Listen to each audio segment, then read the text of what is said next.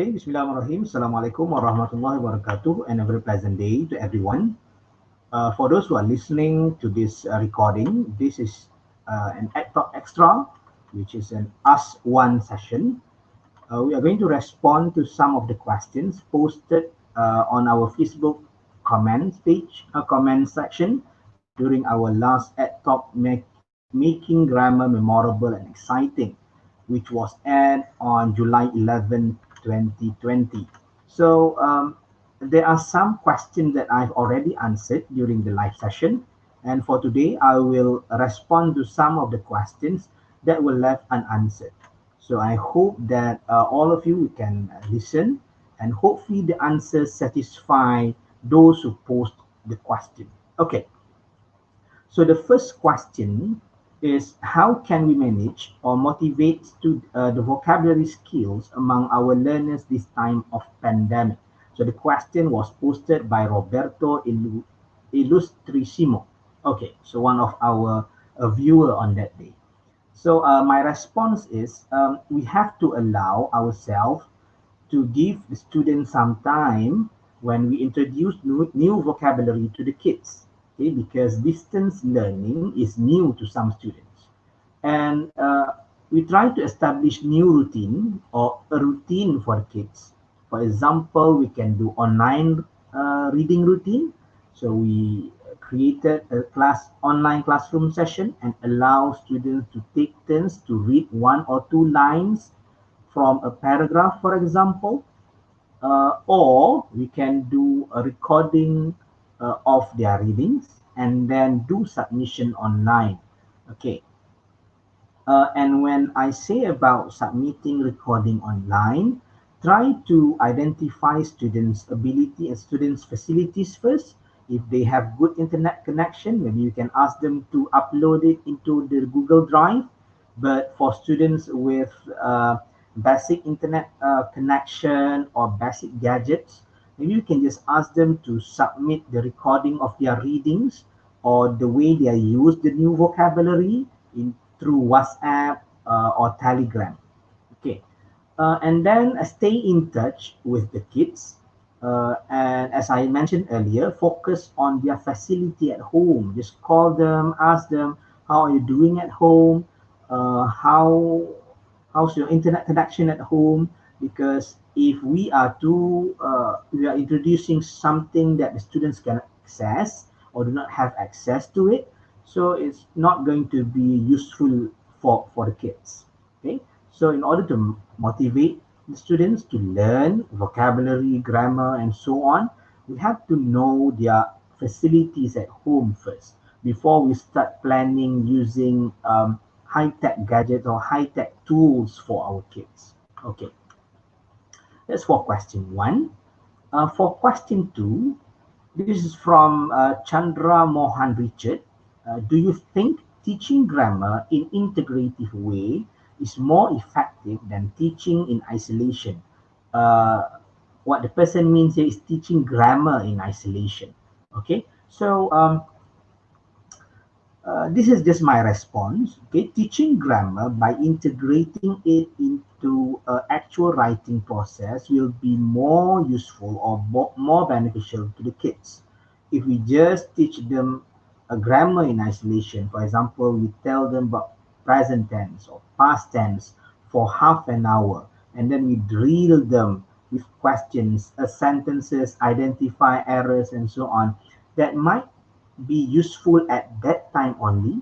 But for enrichment activities, we can ask them to write something, maybe type it online or write it on paper and snap the photo and send it to us. Okay, grammar drills and worksheets are less effective in improving the understanding and use of grammar. Okay, meaning to say that if we ask them to do a lot of grammar drills, yes, they can write it accurately, but in terms of communicatively, they might not be able to use the language in the appropriate manner because they only know the rules, but not knowing the way to apply it in a real situation. So the most effective way, I guess, it's my opinion. Okay, so because we are open for any opinion, but as a teacher, I guess the most effective way to teach grammar is to encourage and promote reading and writing at the same time. So we try to integrate teaching grammar into reading and writing as well. So when they are reading, maybe we can just ask them to highlight the grammatical items that we taught today. Okay, and then when they write, when they produce the writing, the write up, ask them to include the grammatical item. For example, if we are teaching adjective today, so when after we have taught them adjective, we gave them a comprehension to be read, and then when they are reading, ask them to highlight the adjectives, for example. And then after they have read, maybe we can just ask them to underline certain sentences and allow them to produce maybe the same structure of sentences, but with the inclusion of the grammatical items we've just taught, for example, adjectives. So in the same sentences that they have just copied, okay, ask them to write new sentences with the grammatical item that they have learned for today. Okay, next question. Can we use this approach for special needs students? Okay, so I guess Cikgu N was referring to the approaches that we have discussed during Ed Talk number 3, making grammar memorable and exciting. So many students with disabilities, or if we are referring to special needs, meaning say that disability student, ADHD, and so on, and many type of special needs students. Okay, special needs students require adaptive or assistive products to help them meet the challenges posed by their disabilities. Okay, recent technology has provided a number of products that are useful both at home and also in the classroom. So, since special needs students need special or extra attention from the teachers, so my suggestion is for teachers to adapt and adopt the techniques to make it suitable for the students. Okay, for example, if you want to adapt the showing of images, okay, technique with students with special needs, for example, we can either lower it down. Okay, for example, ask them to fill in the letters to complete the word, for example. Okay, or ask them to describe, okay, to show signs to how you respond, to make it personal at the same time, okay, so that they can respond to the questions. Okay, that's question number 3. Okay. Next is question number 4. In your opinion, which one is better, focusing more on the grammar or the skills first? This is question by Haziq Zuhair. Okay. So my response is to do it in integrative manner, meaning to say that if we are teaching grammar in isolation, okay, try to adapt it into reading and writing skills as well. So not only focusing on one particular item and ignore other skills at the same time.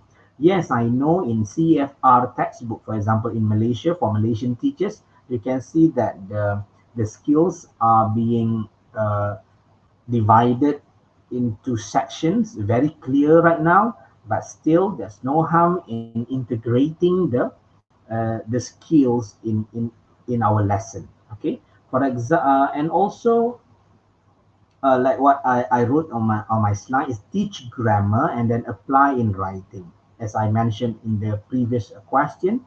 Okay, so when we teach grammar, for example, ask them to write something, to produce. So when students produce, they can see, okay, so this is how we use the sentence in appropriate manner or in the real context, in a real situation. Okay, moving on, question 5 came from Cikgu Pravin Caruso, Cikgu Pravin. Okay, for rural learners, do you suggest I use implicit or explicit grammar teaching? This is a very good question. For those who are not clear with what is implicit and explicit grammar teaching, so when implicit, the language acquired naturally through situational scene. So we give students situation and they use the language based on the situations given. Okay. Meanwhile, for explicit grammar teaching, we focus on grammatical rules and items, and then they use it. They use the grammatical items in sentences, but not in real situation. Okay, so we can see the difference now. So, in my opinion, we should deal with the relationship between the dominant teaching and recessive teaching in teaching grammar. Meaning to say that allow students to learn grammar, yes, but at the same time make them apply the language in real situation. Okay, in Malaysian context, students are learning grammar and preparing for exams at the same time. So preparing the exams, they must write, they must read. At the same time, they must make sure that they are writing it correctly. Okay, uh, correctly in terms of grammar, in terms of context, and so on. So there are many things that we want uh, to teach at the same time. Okay, so my suggestion is that try to apply or try to integrate our lesson, not only focusing on the grammar, not only focusing on the grammatical items only, but we can also focus on applying what they have learned in reading and writing at the same time. Okay, moving on. For question 6, from Prajanita, how to motivate students who think grammar is difficult because of past experience. Okay, the word past experience is very big. I'm not sure which experience you are referring to, whether the students have been scolded or the students found it difficult every time they learn grammar. It is difficult. So I just my response is just like this. So try to make activities that are suitable with students' ability. Okay, the keyword here is knowing our students. Okay, if we are giving some activities that are very difficult for the students, they might not be able to respond to it. Okay, and then play language games, make them involved in the learning process, be focused or selective when correcting the students. For example, if you are teaching past tense. Okay, we are introducing past tense for the students, and we ask students to demonstrate the way they use past tense. Okay, if there are errors in their nouns, the subject verb agreement, and so on, we try our best to focus on the past tense first. Okay, and then we correct them later in terms of subject verb agreement and so on. And the last one is that keep ourselves motivated too. Okay, because if we are not motivated to teach them grammar, the student will feel demotivated to learn grammar. Okay, even though we don't really like teaching grammar, but it is there in our syllabus or in our curriculum, we have to show that this is something that we like. We want them to experience learning grammar. Okay. Question number 7. Beside Google Docs, how can we write it online? Okay, this is another question from Prajanita. Okay, so my suggestion is that to find out the students' facilities at home, including internet stability, because this is interrelated. If they have stable internet connection, then I would like to suggest teachers to use high-tech tools. And if they don't have stable internet connection, maybe we can just use the low-tech tools. Okay, so the high-tech tool that I would like to suggest is using Padlet, because students can read, can write, and then can read their friends' responses, and then maybe write responses on another Padlet that they have. Okay, or we can create a blog or a Facebook private page for our students only. So we can post a question and then allow them to respond it in the comment section. Okay, and then we respond to the comment or ask the other students to comment on their on their friends' write-up, for example. Or we can use WhatsApp. Students just write something on WhatsApp and send it to us. Or maybe they write on a paper, snap it and send to us. Or as simple as using Instagram, teacher posts a question, students write in comments, and teachers also can ask students to respond to teacher's story, for example. And remember, when we are using online tools, do not be too ambitious. If in the classroom we ask the students to write one page of essay, maybe in online activity we can just ask them to write a few sentences or just one short paragraph. Okay. So moving on to the next question. What do you recommend the best tips in teaching grammar for higher education effectively in remote learning? Okay, this is from Uswatun. Okay, so my response is because we are referring to higher education learners, uh, adult learners are more aware of their mistakes, so they become careful when learning or when using the language. Uh, Young learners, they are more spontaneous when using language, but adult learners, they are more aware of the mistakes. So that sometimes hinder them from using the language. Okay. So my suggestion is to use meaningful situation and let them use the language. Okay. For example, in our online class, we are teaching business students. So give them a business context. Ask them about brands. Ask them about slogans, and for example. And then we listen to their responses. Okay. Maybe we can ask them to use certain uh, uh, words that we want to. For example, we want them to use conjunctions or sequence connectors so we can hear them practice using the language. Okay, for example, firstly, I can see that Coca-Cola's um, uh, slogan is what, and so on and so forth. So we can ask them to use the sequence connectors when they are presenting in online classroom. Okay, uh, or if we don't have a live session, maybe we can just ask them to record their voice, record their audio or video and send it to us. Use meaningful situation, okay, and then be synchronous. Record audio and video for them. Okay, sometimes because adult learners are more aware of the mistake, they don't want to participate in live grammar session. So maybe we can just ask them to watch a video first or listen to an audio recording on the grammatical items that we are teaching for today, and then let them respond to the questions or to the task, to the online task. Okay. Uh, okay, and finally, if not mistaken, a question from Tata Palacio. What teaching strategy in grammar can be most applicable in distance learning, such as modular instruction, because our learners do not have gadgets or internet connection at home? So this is a wonderful question because this is not only for grammar, but uh, my response can be applied into other subjects, into other uh,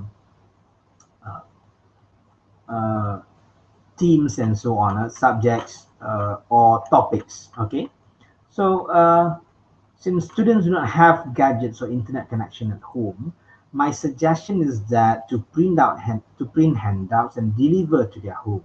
Okay, and if we can have some time, for example, when delivering to their home, maybe we can just have 5 to 10 minute session with the kids with social distancing. Okay, maybe there are 3 or 5 kids who are living in the same neighborhood. We can just ask them to gather for a while, 3 to 5 students, and then we explain to them a little bit, and then we distribute the handouts to the students. But make sure we follow all the guidelines from your own country. In Malaysia, for example, we have our social distancing rules, 1 meter, and certain countries apply the 6 feet rules. Okay, that's up to 2 meters, not mistaken. So try our best to make sure students can get uh, the most even though they don't have internet connection or gadgets at home. Okay, and then this is my suggestion: try to work with local radio stations. Okay, um, there's no harm, I guess, in trying to go to local radio stations and then broadcast our own lesson. Maybe it is a free lesson for all, not only for our students, but for all students who can listen to that broadcast. Okay, because I want to suggest teachers to create their own internet radio station, but that is impossible for students who do not have internet connection. But if we can work with local radio station, work together with them, find some time to go live for our kids, and then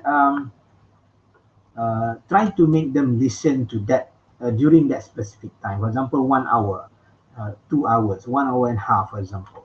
Okay, and then next suggestion is to provide students with course in a backpack. Okay, so for example, we know we can project that it's going to be 3 months quarantine, for example. So prepare a backpack or maybe a file module for students that can last for 3 months. Okay, and uh, try to make sure that there are activities, not only drilling in there, but there are certain activities that they can do or preparing for live presentation once the school reopens. Okay, or maybe we can just go to their home, go to their house, and let them present in front of us. Let them speak maybe 12 or 15 sentences.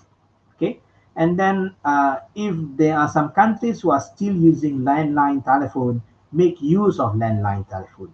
Okay, call them, tell them, I want to hear you using adjective, 2 or 3 sentences, for example, and then we provide some comments, and then call another student. Okay, call another student until we can get the whole classroom responding to our task. It is tiring, but we want it to be beneficial, to be useful, to be meaningful to the students. Okay, because this is the first time they are experiencing, it's not only first time them for them experiencing this stay at home period, but it's also the first time for us experiencing this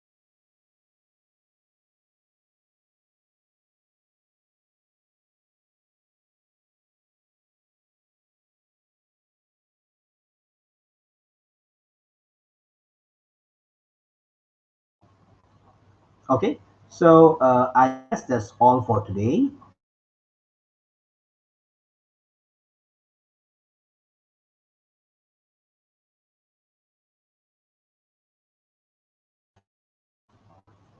Okay, thank you, everyone.